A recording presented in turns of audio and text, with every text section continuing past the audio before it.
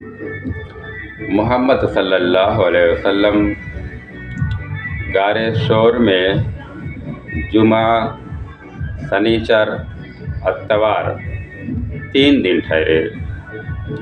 جب مکہ میں شور و گل تھوڑا سے کم ہوا تو محمد صلی اللہ علیہ وسلم مدینہ منورہ ہجرت کرنے کے لیے ارادہ فرمایا۔ عبداللہ بن رقیت کو مدینہ منورہ کے راستے میں ان کو بہت اچھی معلومات تھی، ان کو اچھی مہارت تھی، ساحلی طریقے سے، خشکی طریقے سے، پہاڑی کے راستے سے سب ان کو تجربہ تھا۔ اسی لیے پہلے ہی سے ابو بکر رضی اللہ ان کو 2 سواری اپنی طرف سے دیے تھے اور ان کو تیار کر کے رکھے تھے عبداللہ بن رقیت کو کہ اچانک جانا پڑے گا مدینہ منورہ اور آپ کو راستہ معلوم ہے، اور ان کو سواری دیا۔ اور یہ بھی کہے کہ آپ کو اجرت بھی دی جائے گی، یعنی ان کی محنتانہ بھی دیا جائے گا۔ ان کو اجرت پہ تیار کیے تھے، اوپر سے 2 سواری بھی دیے تھے۔ جب نکلنے لگے تو ساتھ میں محمد صلی اللہ علیہ وسلم، ابو بکر رضی اللہ، عامر بن فہر رضی اللہ اور عبداللہ بن رقیت، ان لوگوں نے مدینہ منورہ کے لیے روانہ ہوئے۔ دوستو، یہی سفر ہے۔ راستے میں گزرتے ہوئے معبد کا جو خیمہ ملا تھا بہت مشہور ہے، ایک دوسرے حدیث میں بھی لکھا ہے کہ معبد کا جو خیمہ ملا، ان کی بکری سوکھی ہوئی بکری تھی، ایک دم پتلی دبلی بکری تھی، اس کا دودھ کا تھن بھی سوکھا ہوا تھا۔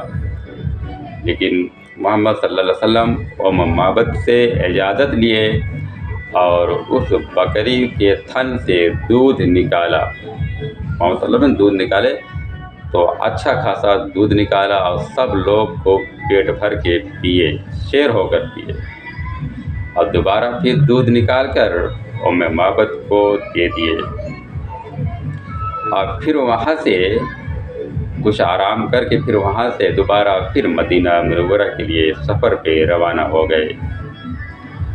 سفر پہ جاتے ہوئے کچھ دور پہنچے تھے کہ سراقہ بن مالک نے پیچھا کر رہا تھا۔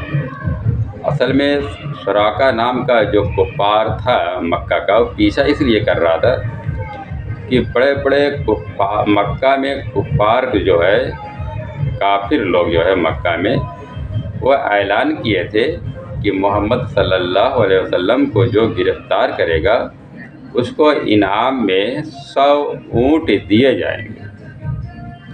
سراقہ جو ہے وہ 100 اونٹ کے لالچ میں گھوڑے پر سوار ہو کر محمد صلی اللہ علیہ وسلم کا پیچھا کر رہا تھا، اور پیچھا کرتے ہوئے محمد صلی اللہ علیہ وسلم کے بالکل قریب آ گیا، اور محمد صلی اللہ علیہ وسلم جب پیچھے مڑ کر دیکھے تو اللہ تعالیٰ سے اس کے لیے بد دعا کی، اور اس کے گھوڑے کا اگلا دونوں پیر زمین میں دھنس گیا۔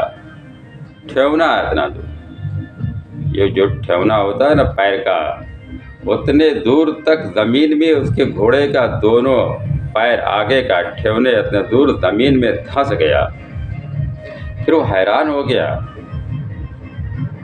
اور پریشان ہو گیا اور سوچنے لگا۔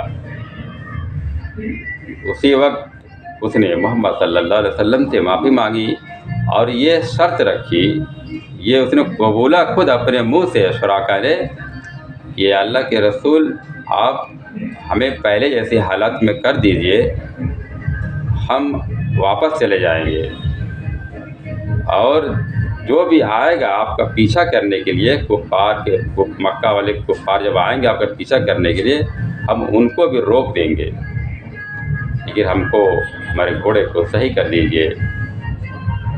یہ بات سن کر محمد صلی اللہ علیہ وسلم پھر اللہ تعالیٰ سے دعا کی، اور وہ گھوڑا اس کا نکل آیا نکل کے زمین کے پہلے کی حالت میں کھڑا ہو گیا اور چپ چاپ چلا گیا وہ۔ السلام علیکم ورحمۃ اللہ وبرکاتہ۔